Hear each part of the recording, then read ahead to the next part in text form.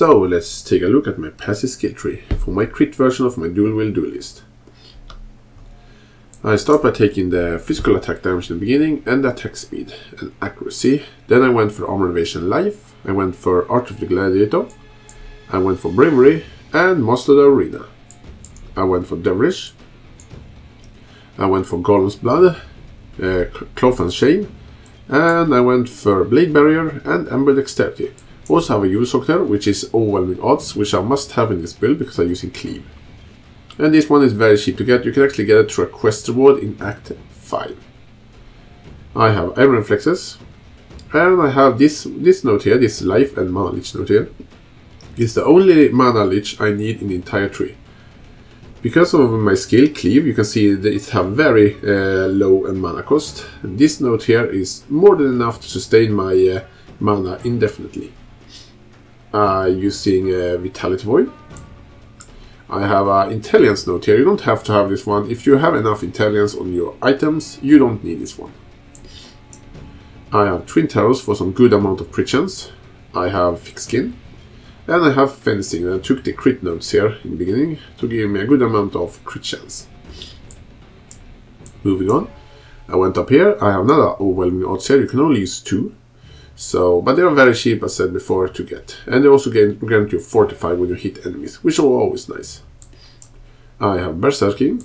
I have this whole nice big life wheel here. And I have Path of the Warrior. I have Warrior's Blood. I have this life and armor notes here. I have Versatility for some accuracy, attack speed, and some much needed dexterity and intelligence. I have Heart of the Warrior, Born to Fight, and Strong Arm. I have Armor Stance, so I can't get stunned, and if you want even more life, you can take Bloodless here. I have Juggernaut, I have Razor's Edge, and I have Blade Master. I also have Barbarism for some good amount of life and resistance. And finally I have Disembowering. So let's take a look at my Ascendancy tree. I took Outmatch and Outlast, Gorgeous Violence, Painforged, and I have Versatile Combatant. If you want, you can skip Versatile Combatant and one-handed speed and block chance to get Blood in the Eye to get even more damage. But that's just up to you. And I prefer to have a little bit better protection. And that's pretty much my passive skill tree. If you have any questions about my passive skill tree or anything about the build, feel free to ask me in the comments. So let's take a look at my weapons and items. Start with my weapons, and I'm using this sword here and this sword here. And what you want for your sword, you want as high physical damage as you can get, and crit chance and attack speed as you can get. For my helmet, I'm using Abyssus, so I need to be careful against physical damage. And it gives you a ton of damage and have a ton of critical strike multiplier. But again, you need to be careful against physical damage, especially traps. For my rings and amulets, you just want as high life as you can get, and resistance. And if you can, try to get some flat physical damage as well. For my armor, Belly of the Beast would be the best choice. But 6-link Belly of the Beast are quite expensive, so I went with this armor instead. You want as high life as you can get and as good armor as you can get. And if you can, the resistance you need. For my boots, I'm just using these boots here. It has some life, resistance, and some movement speed. That's what you want for your boots.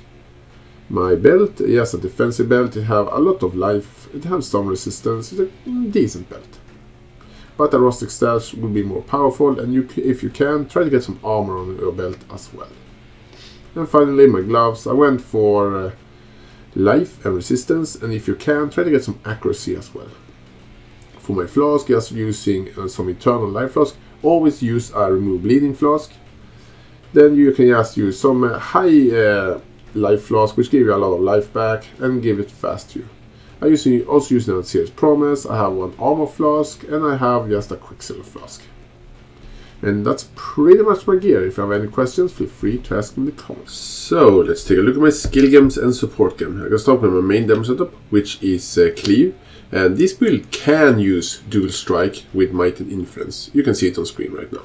But I'm using Cleave. I'm using Cleave together with added fire damage, melee physical damage, critical strikes, faster attacks, and maim support. Using a true movement skill setup, which is Leap Slam together with Whirling Blades. And they're both supported by faster attacks and blood medics, so I'm not using any mana for using my Whirling Blades and Leap Slam. I'm using my life instead. I have 2 caution damage taken set up, which is caution damage taken with Immortal Cold, so I get immune to physical damage for a few seconds. And they are supported by increased duration. And I also have a Molten Shell for some small amount of armor. Using another caution damage taken set up with Blade Vortex to do some minute damage to enemy and annoy enemies. And together with Vortex to slow enemies down and automatically activate my Blood Rage. I have using 2 auras. I'm using Hatred and Vulnerability supported by Blasphemy. You don't need to use Vulnerability. You can use a defensive curse instead, like for example Temporal Chain, or you can use Warlord's Mark, you can use Assassin's Mark if you want more damage. There's a lot of flexibility there, but I went for Vulnerability. You can even use Herald of Ash if you want. I have 2 trigger gems, which is block gems and trigger gems, which is Vengeance and Riposte. And they're both supported by melee physical damage to give them a little bit more damage. And that's pretty much all of my skill gems. If you have any questions about my skill gems. And finally for the bandits. I helped Oak in normal to get the physical damage, the life regeneration and the physical damage reduction. But you can help Alera if you want some more critical strike multiplier. So I'm going to show this character in action now and tell me what you think about the build, or if you have any questions or things you know that can be improved on this one. By the way, I thank you all for watching and I'll see you guys next time.